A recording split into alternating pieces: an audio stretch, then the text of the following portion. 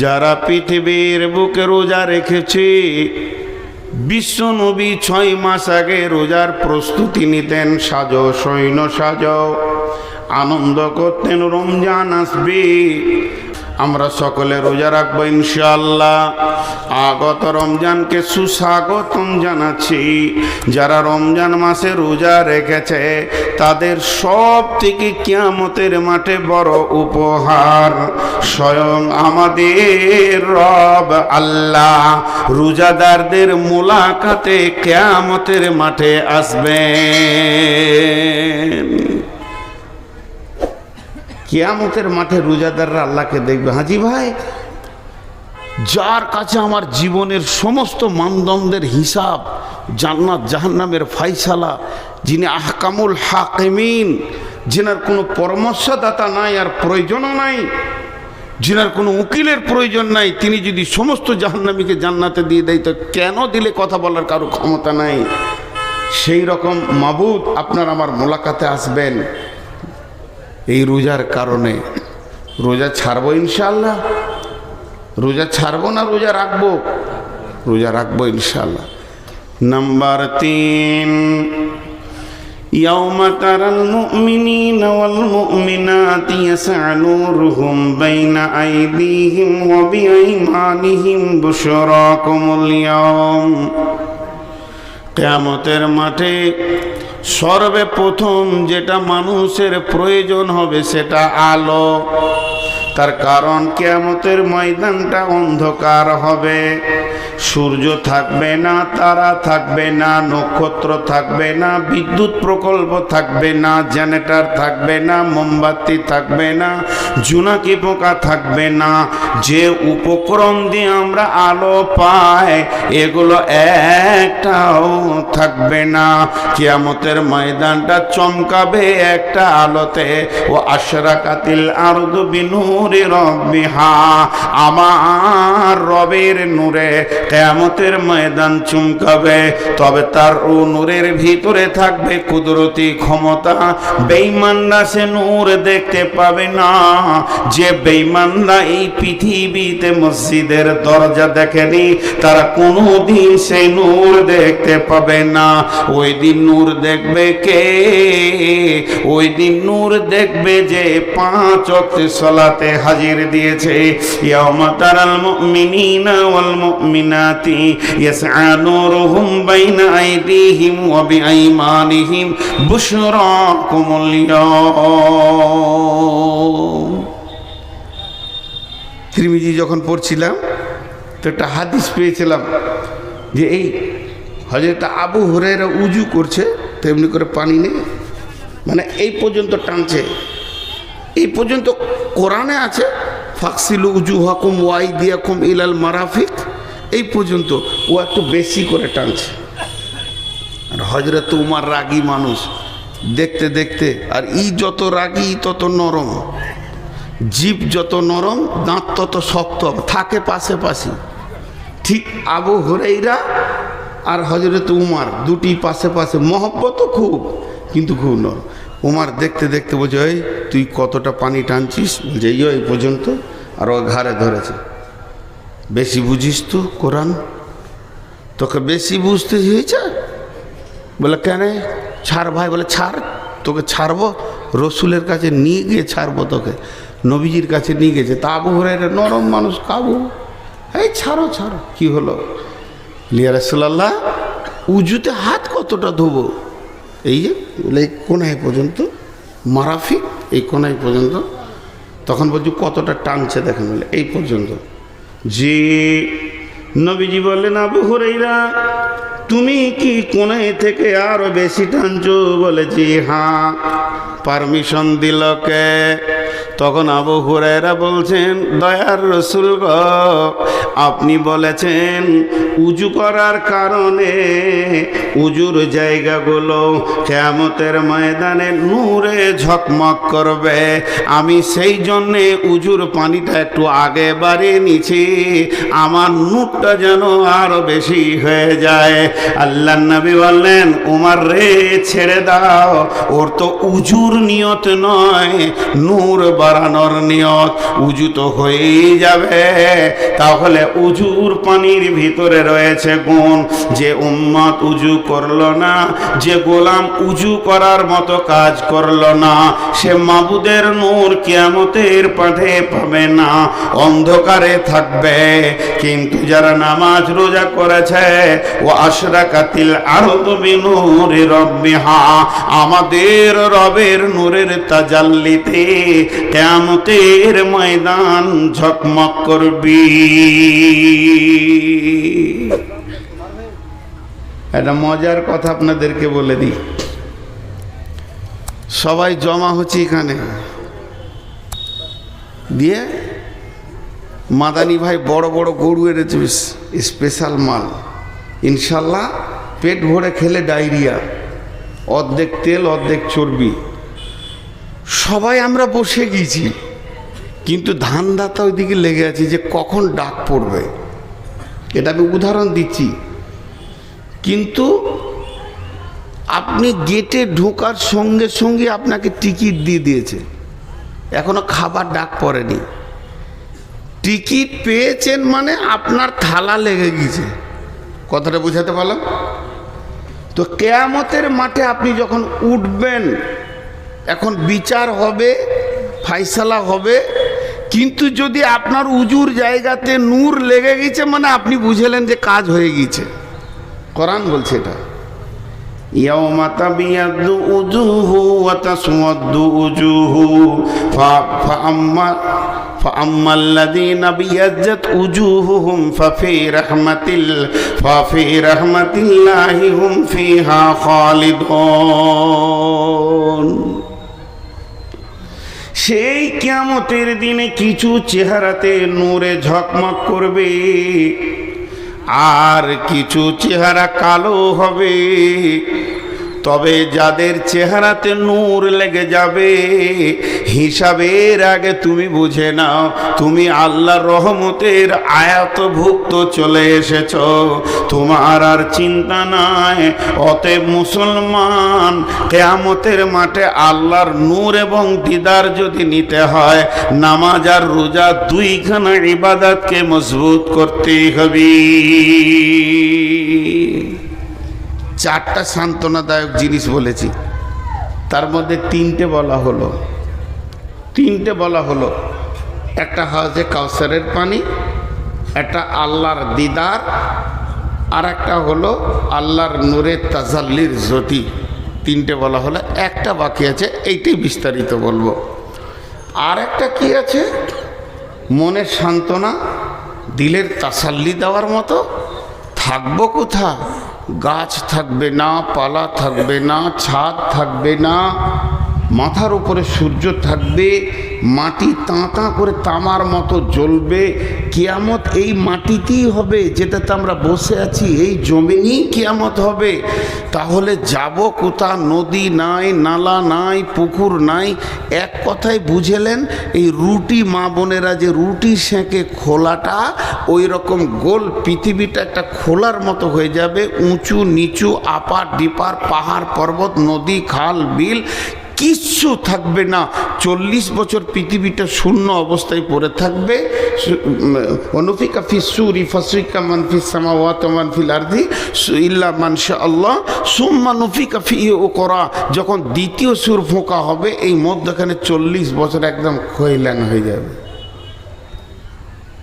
দাঁড়াবো কোথায়? ছায়া তো নাই, ঘামে ডুববে মানুষ, বিকট চিৎকার করবে, কিন্তু মত হবে না। দাঁড়াবো কোথা?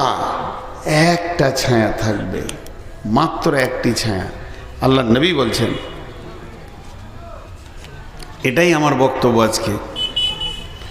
ওয়া নবী হুরায়রা রাদিয়াল্লাহু তাআলা আনহু قال قال رسول الله صلى الله عليه وسلم سبعة يظلهم الله في ظله يوم لا ظل إلا ظله কঠিন কিয়ামতের দিনে কোনো ছায়া থাকবে না, পাহাড় পর্বত থাকবে না, গাছপালা থাকবে না, যার ছায়াতে গিয়ে একটু জানটাকে রেস্ট নিব। আল্লাহর নবী বলছেন একটা ছায়া থাকবে, সেই ছায়াটার নাম আল্লাহর রহমতের ছায়া। পূর্ব যুগ থেকে শুনে এসেছি আরশের ছায়া, কিন্তু হালাকে সেটা সত্য হচ্ছে আল্লাহর রহমতের ছায়া। ওই ছায়াতে কিছু মানুষ জায়গা পাবে। বিশ্বনবী বলছেন 7 জন লয়, বিশ্বনবী বলছেন 7 শ্রেণীর মানুষ পৃথিবীর বুকে যারা আমল করেছে, 7 ধরনের মানুষ, তাদের ওই ছায়ার ভিতরে কোটা লেগে থাকবে। তারা নিশ্চিন্তে সেই ছায়াকে উপভোগ করবে। একে তো হাজে কাউসারের পানি পেল, আর আল্লাহর রহমতের ছায়া পেল।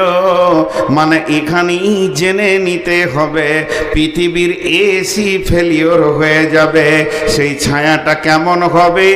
এটা বৈজ্ঞানিকের তৈরি এসি যদি এত শীতল হয়, এত মনোরম হয়, মনোরঞ্জন হয়, আমার রবের ছায়াটা কত মনোরম মনোরঞ্জন হবে, কত সুন্দর হবে। সেই রবের আমার রহমতের ছায়াতে জায়গা পাবে। কে বলছেন? কে বলছেন? বিশ্ব নবী বলছেন। কে পাবে রে? 1 নম্বর তুমি এসো, 2 নম্বর তুমি এসো, 3 নম্বরে তুমি এসো। এই বলে তাদের কোটা লেগে যাবে, জায়গা পেয়ে যাবে। এই পৃথিবীর বুকে যারা 7 রকম আমল করেছে, একজনাই যে 7 রকম করেছে তা নয়। যে আমলগুলি বলা হয়েছে, এই গুণ যার ভিতরে একটা থাকবে, ও আরশের ছায়াতে বাস করবি।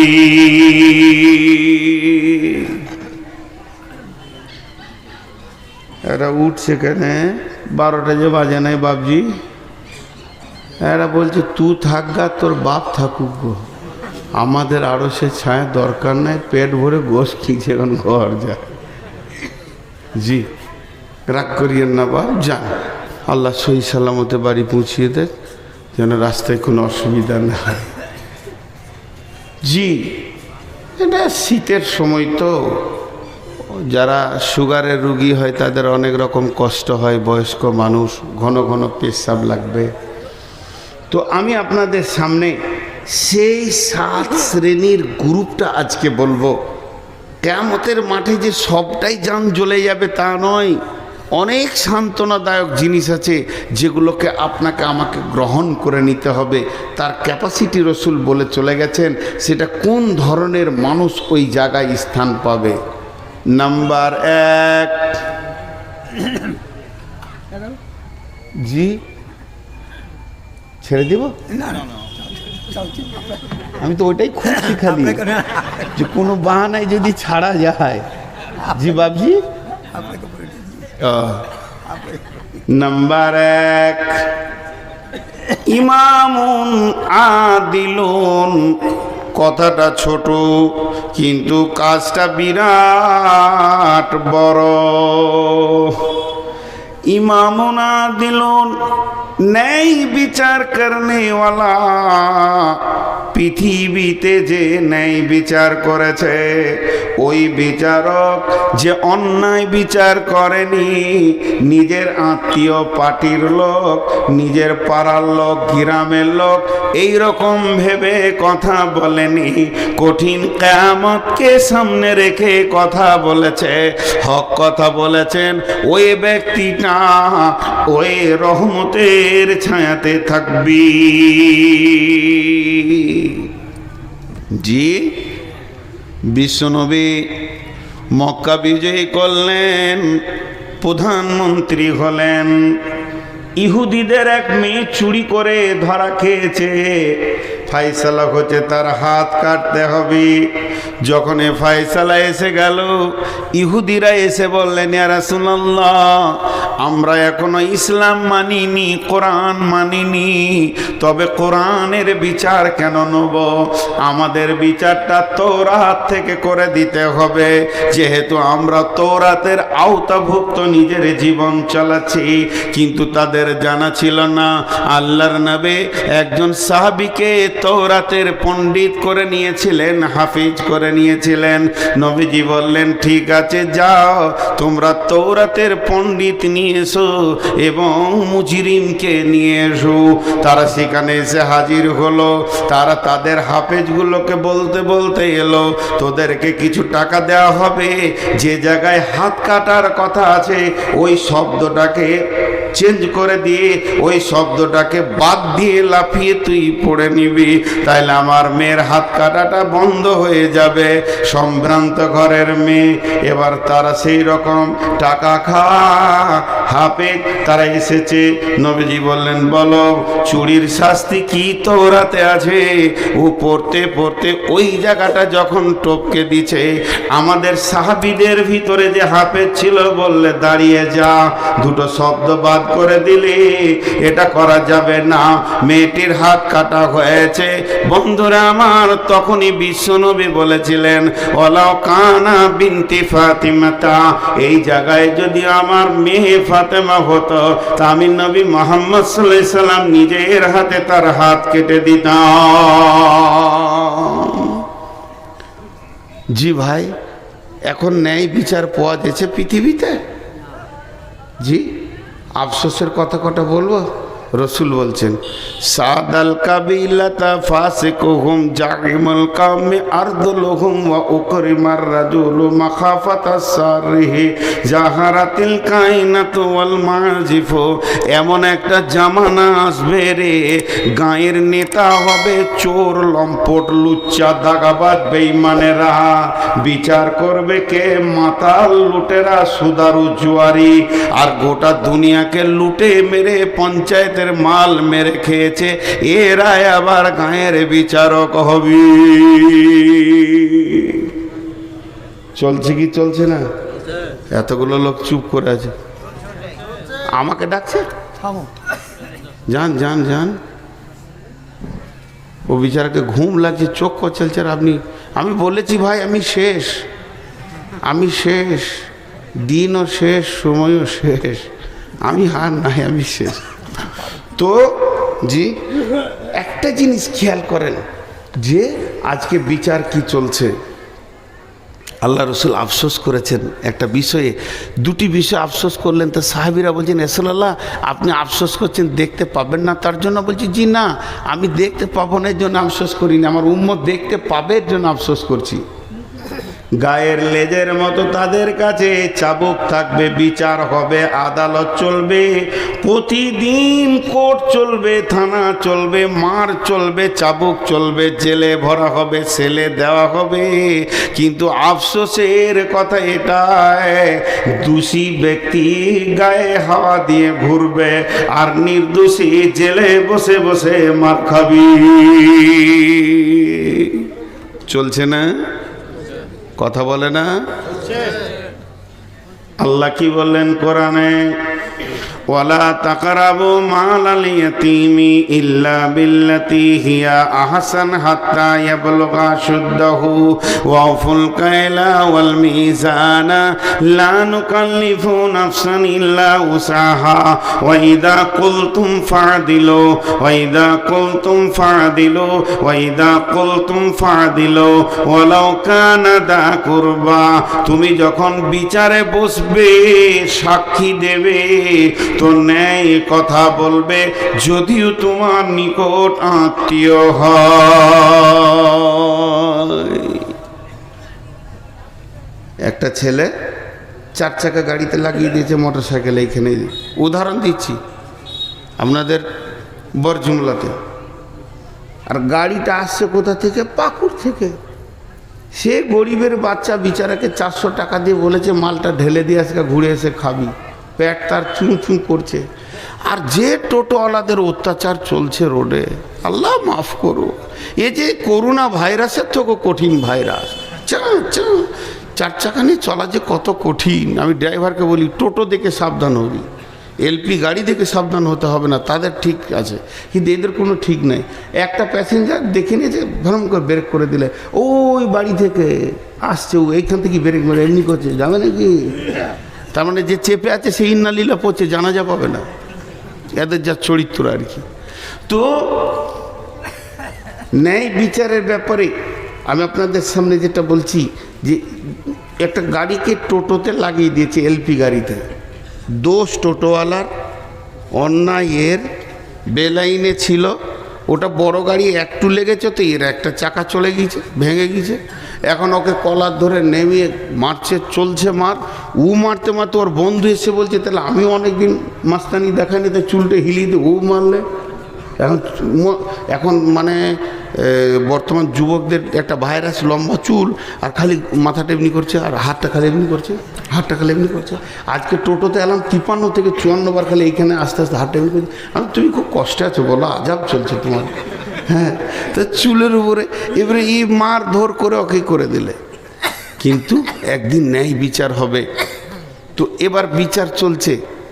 টোটোওয়ালা জোরে গলা বলছে, তুই কী ভেবেছিস?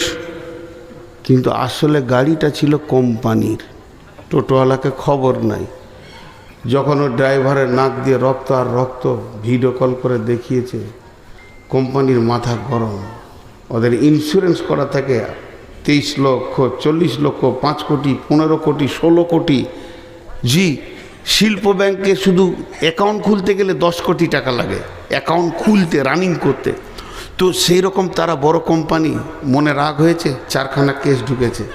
মাল লুট, টাকা পয়সা লুট, মাল নষ্ট, 13 লক্ষ টাকার মাল ক্ষতি দিয়ে দিয়েছে। 4খানা কেস একদম কলকাতায় মেরেছে, লালবাজারে। ওখান থেকে খবর আসছে লালগোলায়, আসামি তুলো। রাত 3টের সময় পুলিশ এসে টোটোওয়ালার ঘর ঘেরে টেনে বার করছে। কি হলো? বলে এতগুলা কেস আছে, চো। ঠান্ডা ঠান্ডা মানে ওর গোষ্ঠী পর্যন্ত ঠান্ডা। অঙ্ক করে 3 লাখ টাকার ঘর বাড়ি নাই, কিন্তু মাস্তানি করেছে। বহু ঘটনা এরকম ঘটেছে, চটপট করে তার গায়ে হাত দিতে যেয়ে না দিয়ে। যখন ওকে থানাতে বসানো হয়েছে, মন দিয়ে শুনবেন, একদিকে ও তো বসিয়ে আছে, থানা বড়বাবু যে বসলো, একদিকে এসপি, একদিকে ডিএম, একদিকে এসডিও, আর একদিকে আরও কিছু কোম্পানির লোক।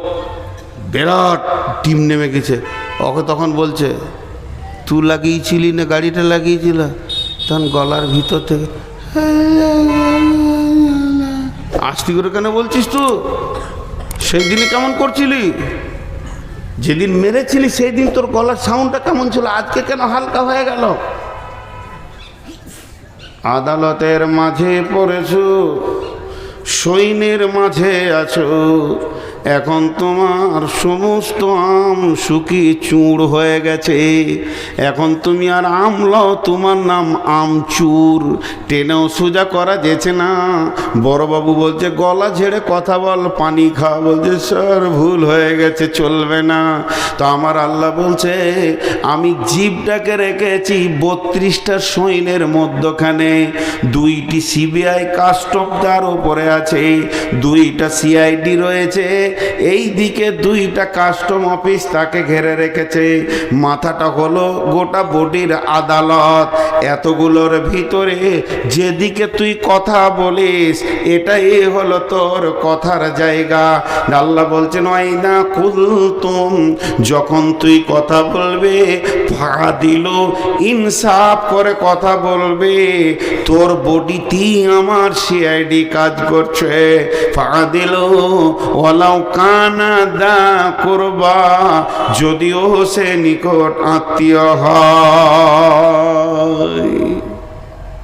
বাদশা নিজে হরিণ শিকার করতে গিয়েছে, এইরকম করে তীর ধরেছে, একবারে ফলা তীর। হরিণকে পাবে তো আর ওখার দুনিয়া থেকে বেঁচে থাকতে হবে না। আর যেই তীর ছেড়েছে, হরিণটা তরফ করে লাফিয়ে উঠেছে, আর লক্ষ্যভ্রষ্ট হয়ে পায়ের তলা দিয়ে সেই তীর। নদীর ধারে এক বুড়ি এমনি করে কাপড় সাফ করছিল, আর ওর একমাত্র বিধবা মেয়ে বাচ্চাটা দাঁড়িয়েছিল, কানে পড়ে স্পট হয়ে গেল। কাজীর কাছে বিচার চলে গেল।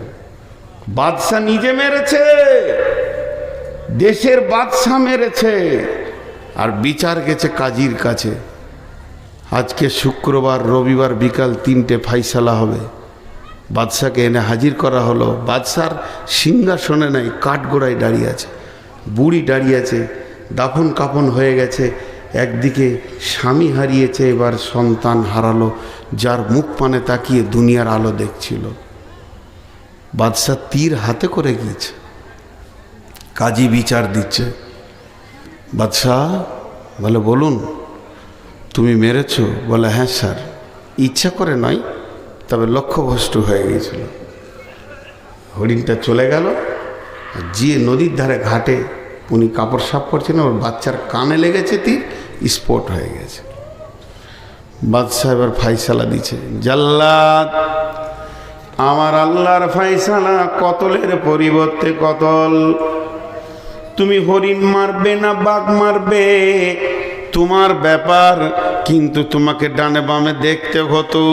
যদি তীর লক্ষ্যভ্রষ্ট হয় তাহলে তীর কোথা গিয়ে পৌঁছাতে পারে। তুমি নিশা মতো, পাগলার মতো হরিণের নিশাই মেরে দিয়েছ। অতএব হে জাল্লাদ, তুমি ওই বাদশার গর্দনকে উড়িয়ে দাও। বাদশা তীর তাকে ধরলো, ধরে এইভাবে টান দিয়ে নিশান করে কাজীকে বলছে, কাজী রে, আজকেও আমি তীরটা এনেছিলাম, যদি আমার পানে মুখ পানে তাকিয়ে তুমি অন্যায় বিচার করতে, আর একটা মার্ডার আমি করতাম। কারণ আমি তীর হাতে করে কাঠগড়ায় উঠেছি, এই জন্যে অন্যায় বিচার আমি দেশে মেনে নিতে পারবো না। আমার গর্দন চলে যাক, কিন্তু ন্যায় বিচার হয়ে যাক। বুড়ি তখন এই কাঠগোড়া থেকে কাঁদতে শুরু করেছে, কাজী সাহেব, এটা তো আমার মুজরিম, আমি যদি মাফ করে দিই বাদশাকে আপনি কি করবেন? বলে, আপনি মাফ করলে মাফ হবে। কাজী সাহেব, আমি ওকেই মাফ করে দিলাম। একটা সন্তান হারিয়েছি, এটার মায়ের কোল যেন আর খালি না হয়। বাদশা দৌড়ে এসে বুড়িকে জড়িয়ে ধরে বলছে, মা, তোমার যে সন্তান মাটিতে শুয়ে গেছে, ওটাকে আমাকেই মনে করে নিয়ে তুমি আমার কাছে বাকি জীবনটা কাটিয়ে নাও।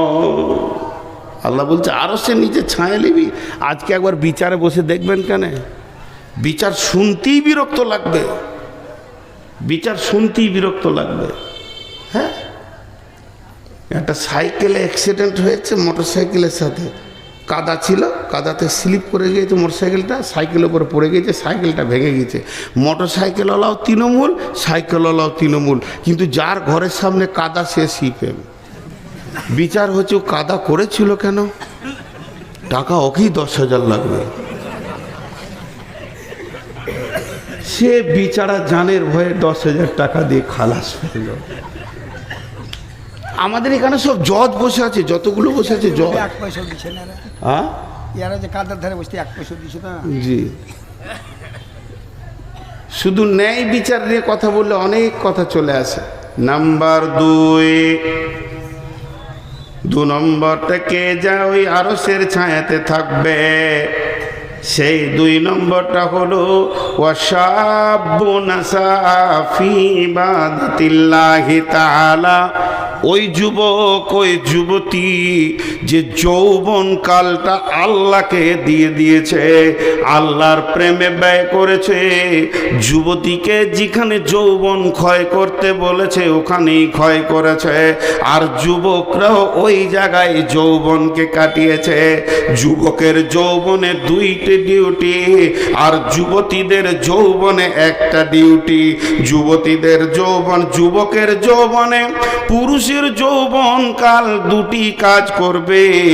একটা কাজ করবে কে, সে ইনকাম করবে, যেখানেই থাকবে হাজুরে হালাল পয়সা নিয়ে সে জমা করবে।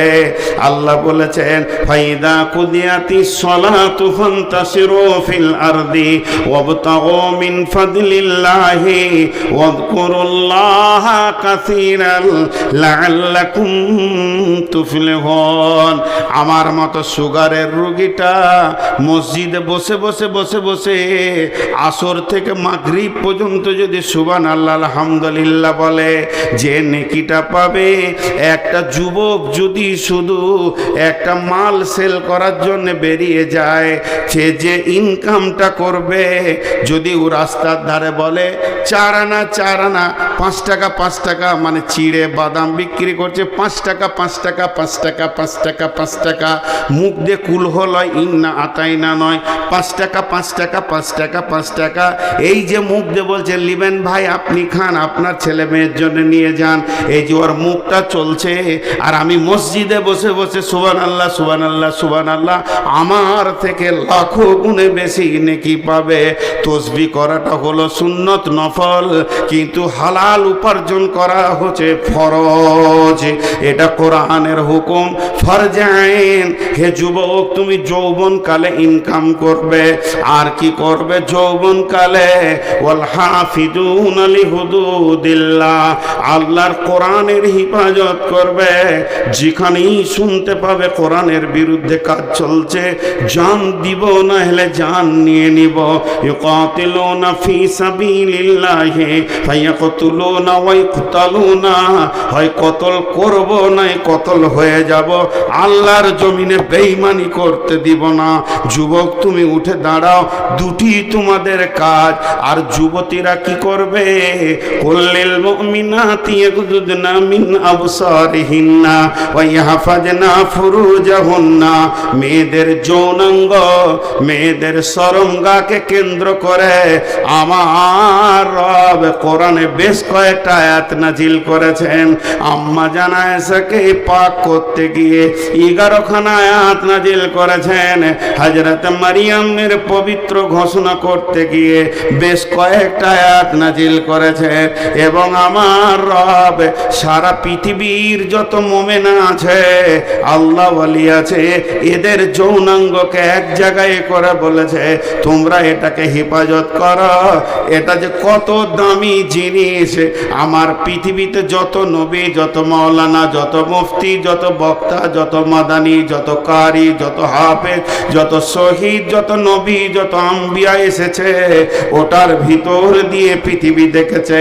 আল্লাহ বলেছেন সুম্মাস সাবিলা ইয়াসসারা, তোমাদের মায়ের রাস্তা তোমাদের জন্য আসান করে দিয়েছি, এর জন্য পৃথিবীর আলো দেখেছ।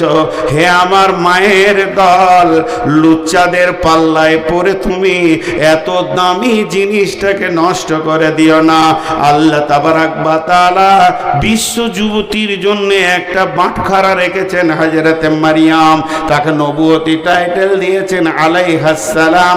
সেই মারিয়ামের ব্যাপারে আল্লাহ বলছেন ও মারিয়াম ইবনাতা ইমরানা আল্লাতী আহসানাত ফারজাহা ফানাফাকনা ফীহি মির রূহিনা ওয়া সাদ্দাকাত বিকালিমাতি রাব্বিহা ওয়া কুতুবিহি ওয়া কানাত মিনাল কানিতিন। বিশ্ব যুবতীর দল রে, তোমরা মারিয়ামকে দেখে লক্ষ্য করে পা ফেলো, সে তার শরমগা এবং গোটা বডিটার এমনই হিফাজত করেছিল। আমি রব তার ভিতর থেকে দামি গোলামকে নিলাম এবং মা বেটাকে কিতাব দিয়ে ধন্য করলাম। আজ যদি কোনো যুবতী বুকে হাত দিয়ে সতীত্বের গ্যারেন্টি দিতে পারে, শুধু যৌনাঙ্গ নয়, তার দাঁতের হাসিতে, চোখের চাওয়ানিতে কোনো পুরুষ যেন, হালাল পুরুষ যার সঙ্গে বিয়ে হালাল আছে, সে যেন আনন্দ না পেয়ে যায়। যদি তা পেয়ে যায়, মা তুমি বিক্রি হয়ে গেলে, তোমার দেহে আর কোনো মূল্য থাকলো না। এর জন্য যুবতীদের একটাই ডিউটি, সে শরমগায়ের হেফাজত করবে, আর পুরুষরা দুইটি ডিউটি করবে। একদিকে ইনকাম করে সংসার চালাবে, অন্যদিকে দিনের হেফাজত করবে। আমার নবী বলছেন ওয়াশাবুন নাসা ফি ইবাদাতিল্লাহ, ওই যুবক যুবতী আল্লাহর রহমতের ছায়াতে কোটা লেগে যাবে, যার যৌবনকাল আল্লাহর হুকুমের উপরে চলেছে। আর 15 মিনিট পানি খায় আর একবার।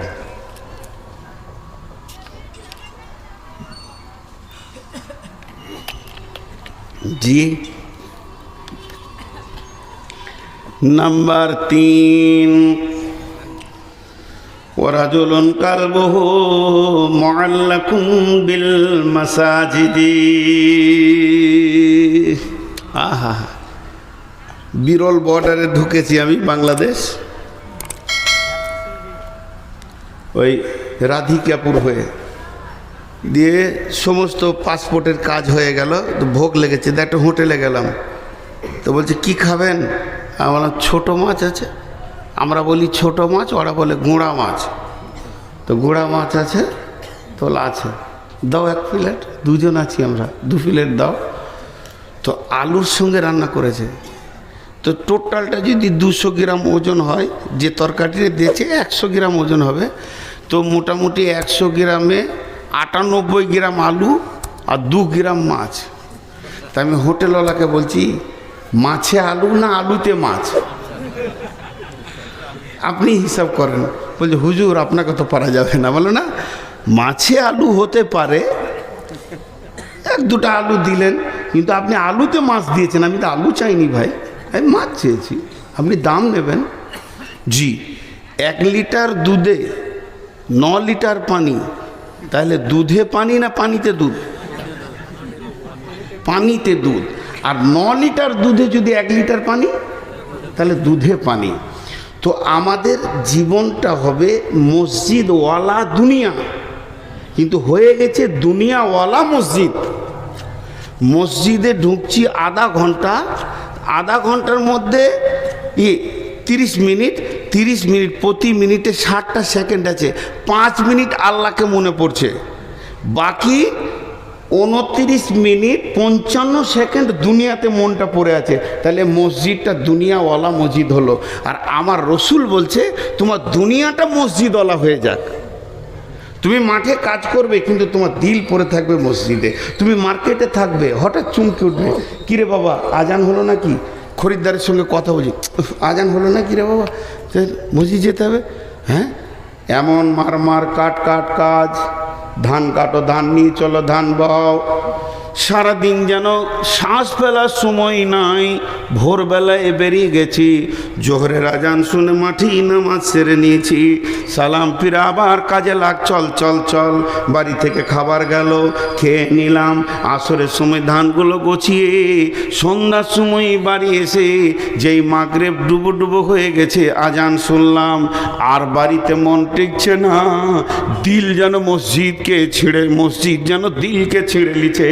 মসজিদ রে, তোকে জোহরে দেখিনি, আসরে দেখিনি, এখন মাগরিবে না দেখে আর থাকতে পারবো না।